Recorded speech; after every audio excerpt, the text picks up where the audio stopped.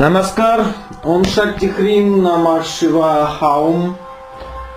Rishi Upamanyu, teacher of Krishna.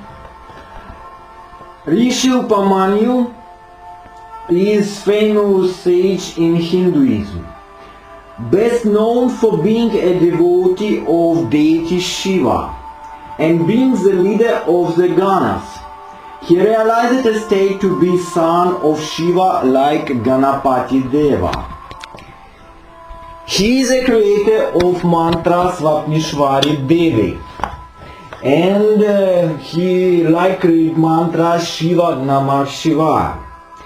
In the Shiva Purana, Upamanyu is stated to be son of sage Vyagrapada. Once he drank his fill of milk at his uncle's ashrama and urged his mother to offer him milk as well.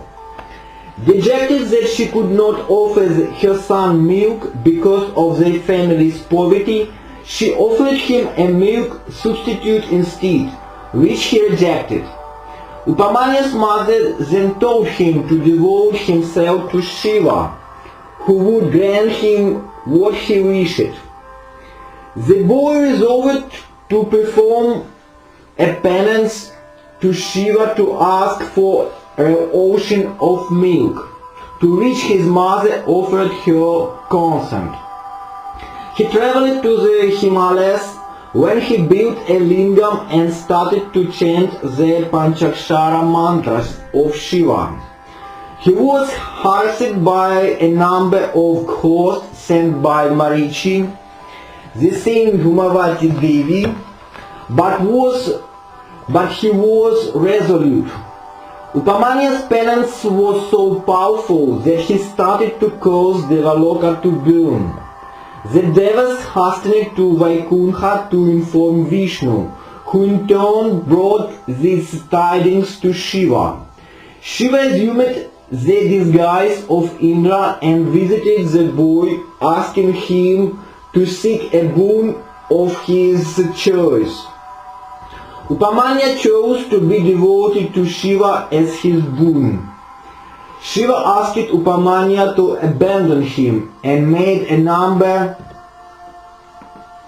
of disparaging remarks against himself. Infuriated, Upamanyu chanted the Panchakshara mantra, cupped some ash and hurled it at Shiva. The Agora Astra he hurled was gently extinguished by Shiva, and the latter assumed his true form. Greatly pleased, Shiva offered his devotee all the milk he desired, and endowed him with the sacred rites and knowledge. Upamanyu was a great rishi, and his mother was Rishi Vasishka's sister. After he was born, Vasishka Rishi took him from Vyagrapada's house to his own ashram. There he was brought up on Kamakkhya's milk. After some time, when he returned to his home, Vyagrapada's ashram, he did not get Kamakkhya's milk, because his father Vyagrapad did not have Kamakkhya cow with him. The poor child did not like other cows' milk, and so remained hungry. When Vyagrapad could not tolerate his son's hunger anymore, he went to Shiva Ling telling the child. The child was still crying. Then Shivaji came down and created a whole sea of milk for Upamanyu. And another version of this story. This was told by Upamanyu himself to Krishna.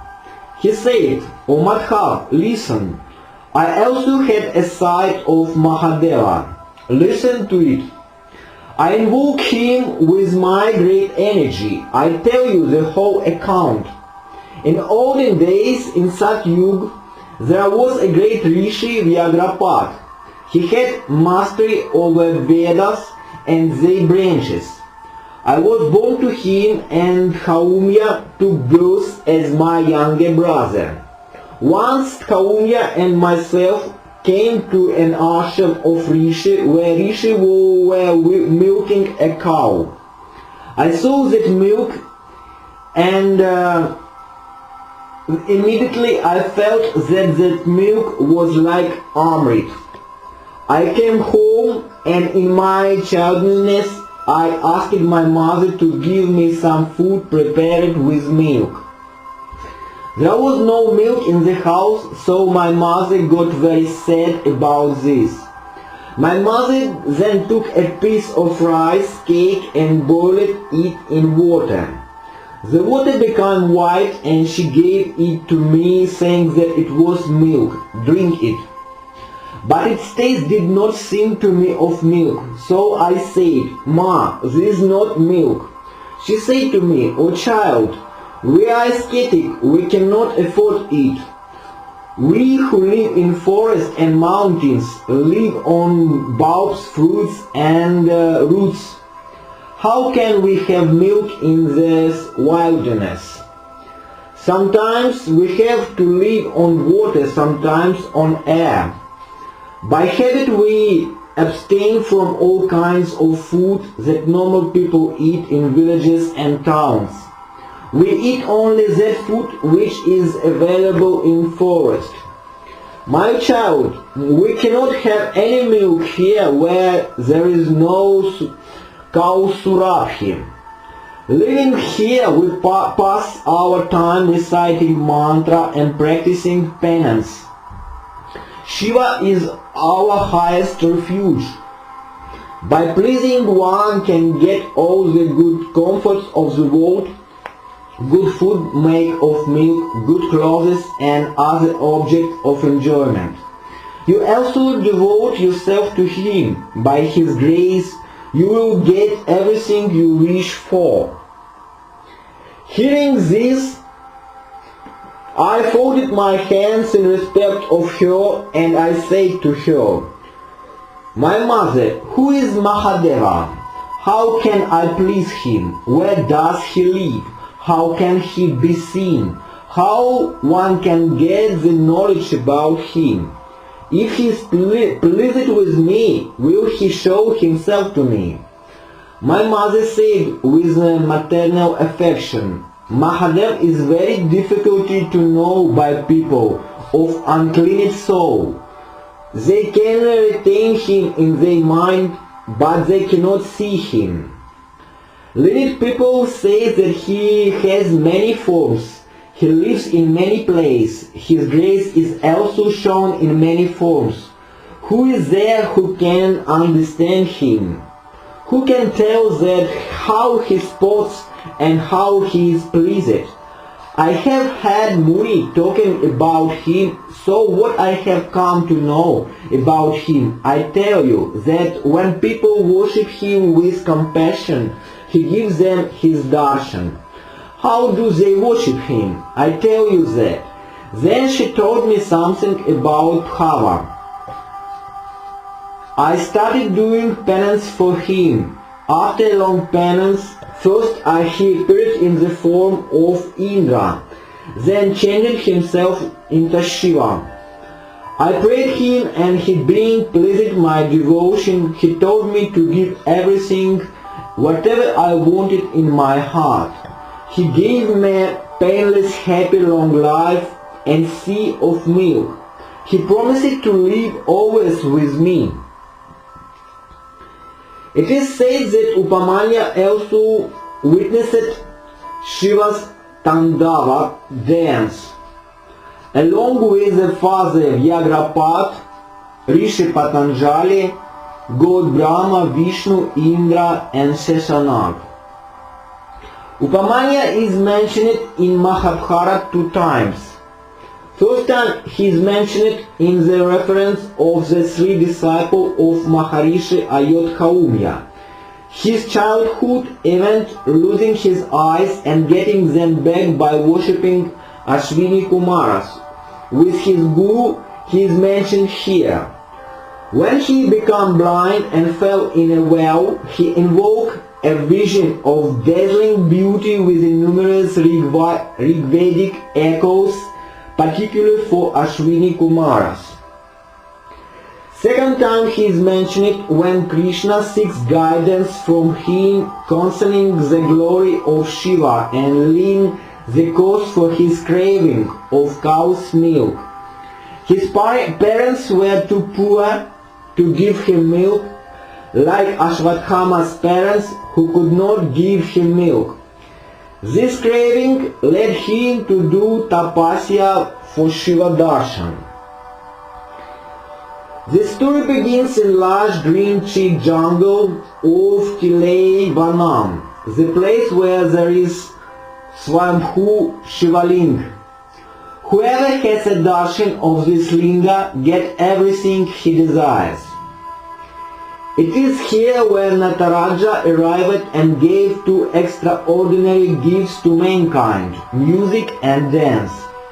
Here lived a great sage named Madhyantinar. He was related to sage Vasishtha and had a brilliant sign. This sage was living in a small town near Chidambaram and away from Tilei forest. Madhyantinar taught all 4 Vedas and 6 Shastras to his son. But his son wanted something more, the supreme knowledge, the self-realization.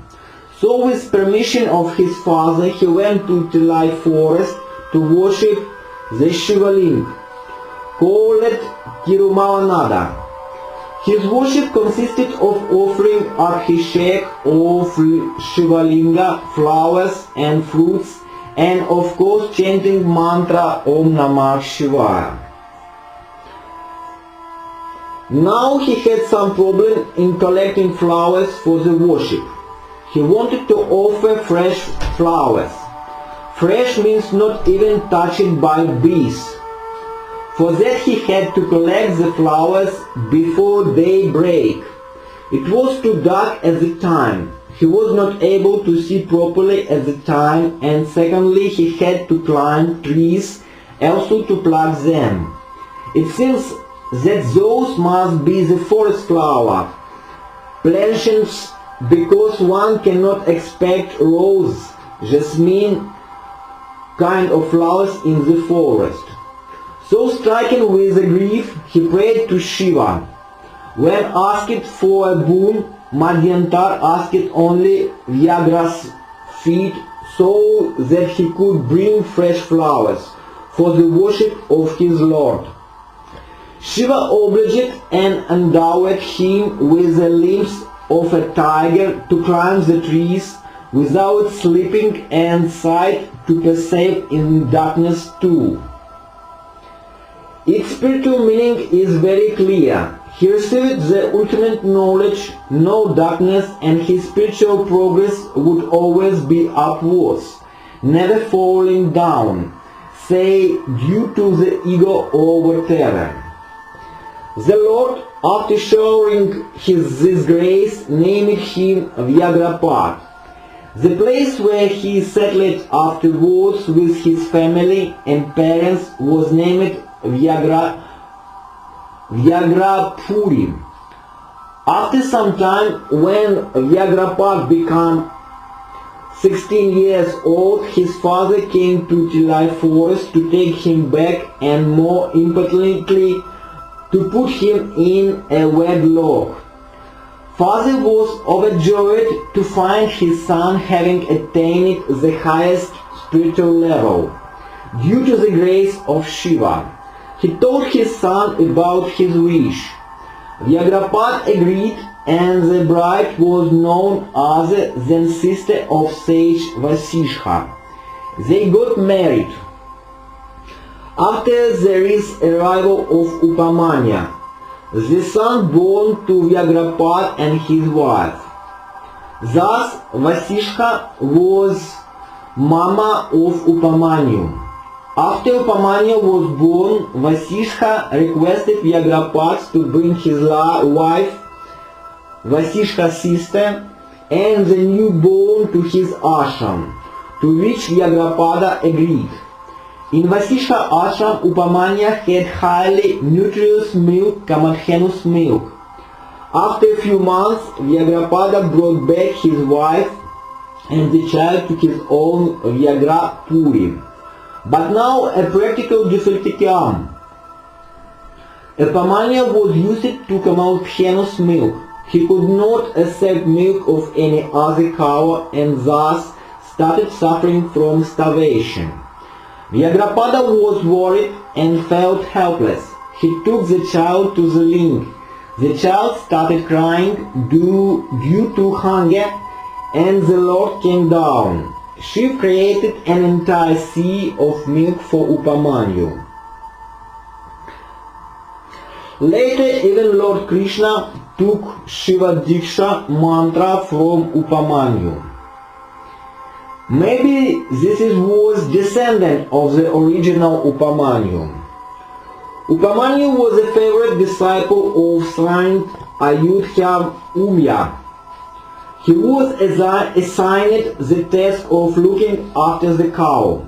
One day, when he returned after his day's walk, the Guru called him and said, "Son, you look very healthy and radiant. What do you eat while you are walking?" Upamanyu replied with all humility, "Sir, I eat whatever I get in alms." The saint was wanted to test Upamanyu, said that from now on he would not eat anything that he received as alms without first asking him. Upamanyu agreed, and from then on offered all that he received to his Guru. The Guru would take everything and give Upamanyu nothing. A few days later, the Guru again asked Upamanyu, "I take away all that you beg for, so what do you eat?" Upamanyu replied that whatever he received by begging the first time, he offered it to his Guru, and then went out and begged again a second time. The Guru said, "Son, this conduct is appropriate for a resident of the hermitage. By begging twice you hinder the earnings of other pupils as you cut into their share of alms. Besides this, also proves your greed." Upamanyu listened to the Guru and agreed not to do so again. A few days later, the Guru again asked Upamanyu how he still looked so robust when he had stopped him from eating anything. To which Upamanyu replied that he drank a little of the cow's milk while he took them out to graze. The Guru forbade him to do that without his permission.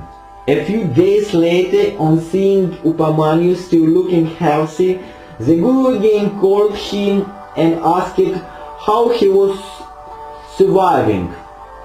This time Upamanyu said that he drank the foam that the cows brawled while feeding on their mother's milk. The Guru again forbade Upamanyu to do so and said that this would affect the health of the cows as they would drop more and more foam for Upamanyu to feed out of the kindness of their heart. Upamanyu agreed to this too and went back to graze the cows as was his duty. Now that all avenues of getting food were closed, Upamanyu felt really hungry. When he could not tolerate the intensity of hunger, he went and ate the leaves of a plant called auk, the leaves of which produce a bitter, sour, acidic and poisonous juice.